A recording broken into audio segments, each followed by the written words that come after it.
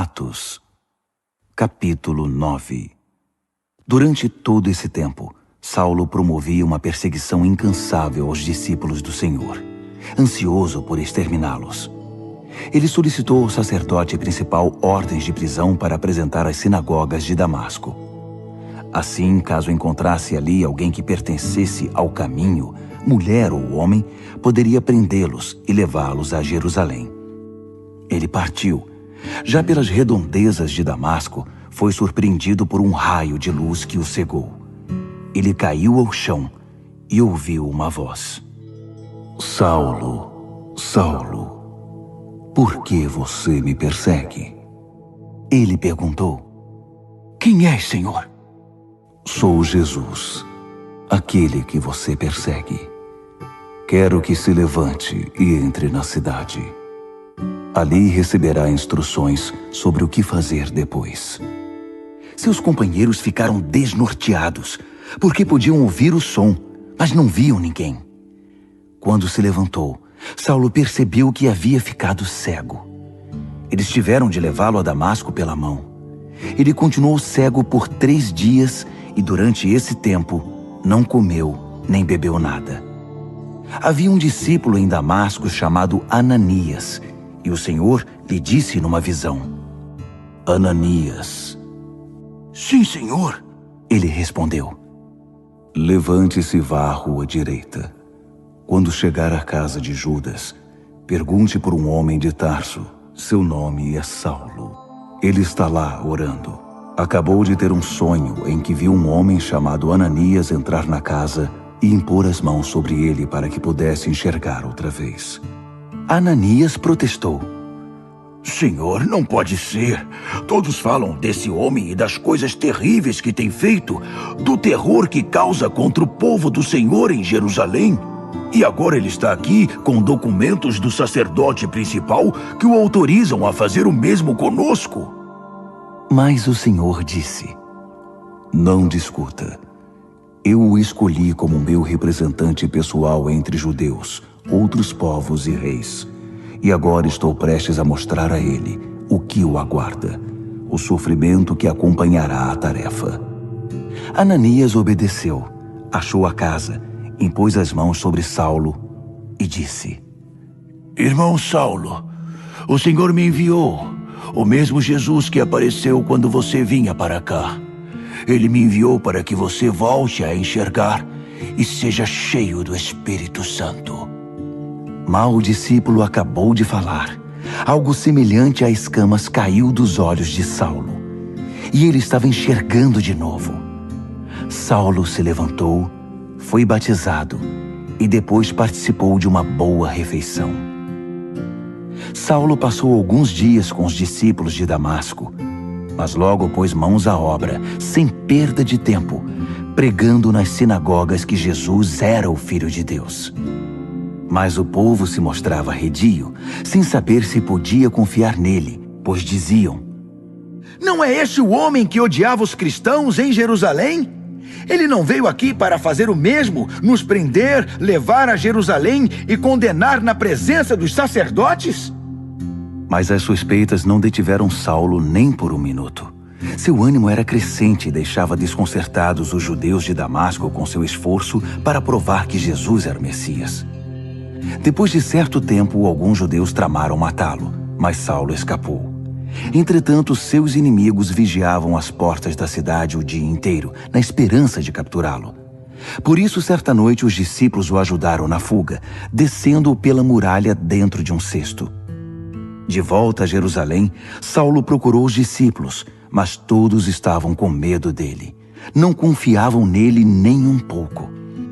Então Barnabé deu-lhe o maior apoio e o apresentou aos apóstolos. Ele defendeu Saulo contando como tinha visto Jesus e falado com ele na estrada de Damasco, e como arriscara a vida por defender com ousadia o nome de Jesus em Damasco. Dessa maneira, Saulo foi aceito por eles, entrando e saindo de Jerusalém sem ser interrogado, pregando com liberdade no nome do Senhor. No entanto, teve problemas com o grupo dos helenistas. Envolveu-se numa discussão com eles, e o grupo planejou matá-lo. Os amigos tiraram Saulo da cidade quando souberam do plano e o levaram para Cesareia. De lá, ele embarcou para Tarso. Depois disso, a perseguição foi amenizada e a igreja caminhou em paz por um tempo. Por todo o país, Judéia, Samaria, Galiléia, foi constatado seu crescimento. Tudo era permeado por um profundo sentimento de temor a Deus. O Espírito Santo estava com eles e os fortalecia.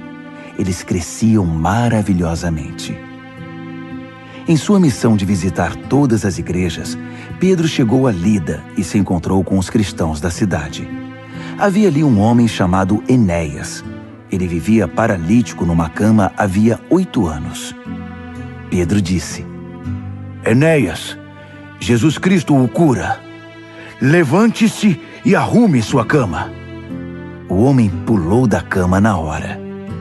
Vendo o homem andar, os habitantes de Lida e Sarona perceberam que Deus estava vivo e ativo no meio deles.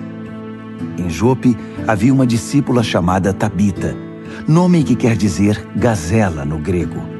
Ela era bem conhecida por fazer o bem e ajudar os outros. Enquanto Pedro visitava a região, ela adoeceu e morreu. Os amigos prepararam seu corpo para o funeral e o puseram numa sala apropriada.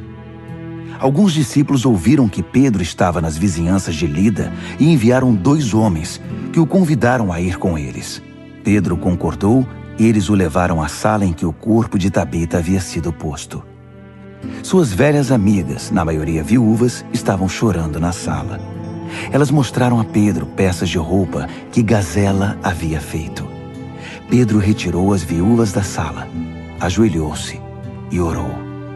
Depois, ordenou à morta: Tabita, levante-se. Ela abriu os olhos e, quando viu Pedro, sentou-se. Ele a tomou pela mão e a ajudou.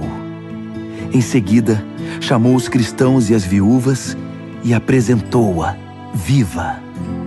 A notícia do milagre correu toda a cidade de Jope. Com isso, muitos passaram a confiar no Senhor. Pedro ficou um longo tempo na cidade como convidado de Simão, o curtidor de couro. Atos, capítulo 10. Havia em Cesareia um homem chamado Cornélio, comandante da guarda italiana na cidade. Era um homem muito bom e levou todos os de sua casa a adorar a Deus com sinceridade. Estava sempre ajudando os necessitados e tinha o hábito da oração. Certo dia, por volta das 3 da tarde, ele teve uma visão. Um anjo de Deus, tão real quanto uma pessoa, apareceu a ele e disse: Cornélio. Cornélio olhou para o anjo, imaginando que estava vendo coisas, e perguntou: O que queres? O anjo disse: Suas orações e seus atos de bondade chamaram a atenção de Deus. Agora faça o seguinte: mande alguns homens a Jope para buscar Simão, aquele que todos chamam de Pedro. Ele está hospedado na casa de Simão, o curtidor de couro, que fica perto do mar. Assim que o anjo saiu, Cornélio chamou 2 empregados e um soldado de confiança. Contou o que havia acontecido e enviou-os a Jope. No dia seguinte, enquanto os 3 viajantes se aproximavam da cidade, Pedro foi ao terraço para orar. Era quase meio-dia. Sentindo fome, começou a pensar no almoço. Enquanto a comida era preparada, caiu em êxtase espiritual e teve uma visão. Viu os céus se abrirem e algo parecido com um lençol imenso amarrado por cordas nas 4 pontas desceu até o chão. Nele estava toda espécie de animal, répteis, aves e todo tipo de bicho. Então, ele ouviu uma voz: Vá em frente, Pedro. Mate e coma. Pedro respondeu: De jeito nenhum, Senhor. Nunca comi, nem provei comida que não fosse preparada segundo os preceitos judaicos. A voz insistiu: Se Deus diz que está tudo bem, está tudo bem. Isso aconteceu 3 vezes. Depois o lençol foi puxado de volta para o céu. Confuso, Pedro ainda tentava entender o significado da visão quando os homens enviados por Cornélio chegaram à porta da casa onde ele estava. Chamaram o dono da casa e perguntaram se havia um Simão chamado Pedro, hospedado ali. Pedro, concentrado em seus pensamentos, não os ouviu, mas o Espírito lhe disse: há 3 homens batendo à porta, procurando por você. Desça e vá com eles. Não faça perguntas. Fui eu que os enviei. Pedro obedeceu e disse aos homens: sou o homem que vocês estão procurando. O que aconteceu?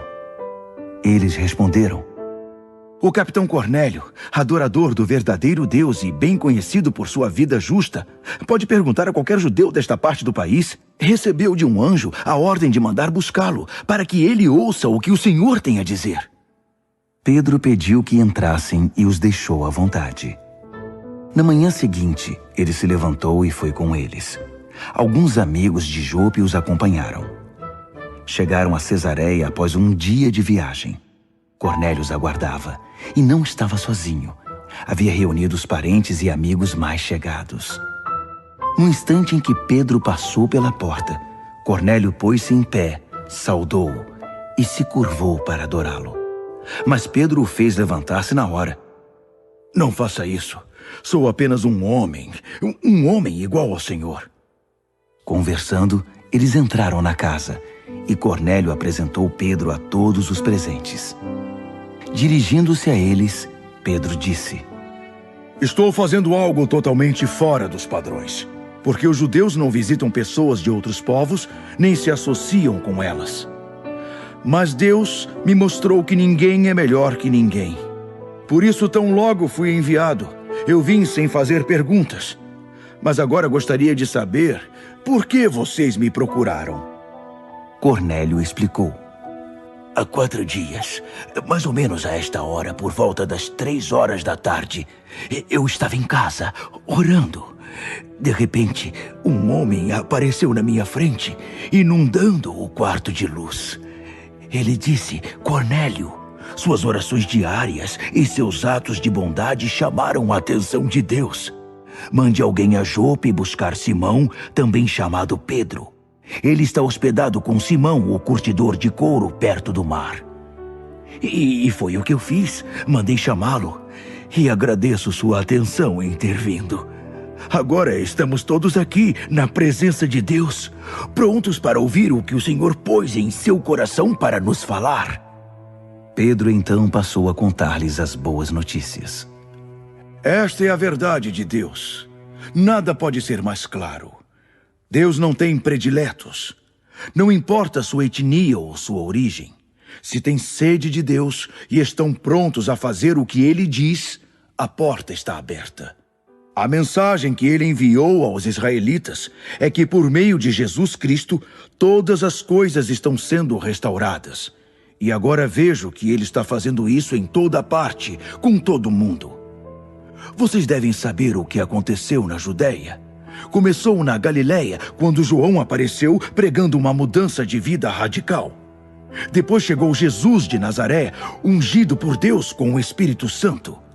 Ele percorreu a nação, ajudando o povo e curando todos os que eram oprimidos pelo diabo.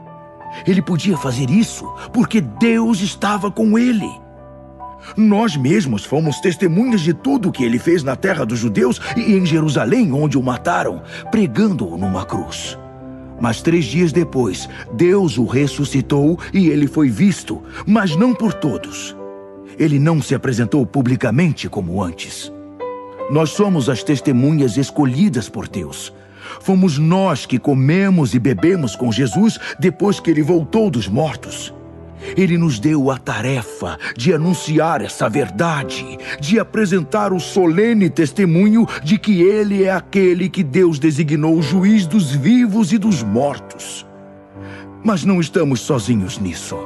Afirmamos que é somente por meio dele que recebemos o perdão dos pecados, o que é confirmado por todos os profetas. Mal a mensagem foi anunciada, o Espírito Santo desceu sobre os ouvintes. Os judeus convertidos que acompanhavam Pedro não podiam acreditar no que viam. Não podiam crer que o dom do Espírito Santo fosse derramado sobre não-judeus. E como? E eles os ouviram falar em línguas e louvar a Deus. Pedro perguntou: podemos negar o batismo com água a esta gente? Há alguma objeção? Afinal, eles receberam o Espírito Santo como nós. Não havendo oposição, ordenou que eles fossem batizados em nome de Jesus Cristo. E Pedro foi convidado a ficar com eles alguns dias.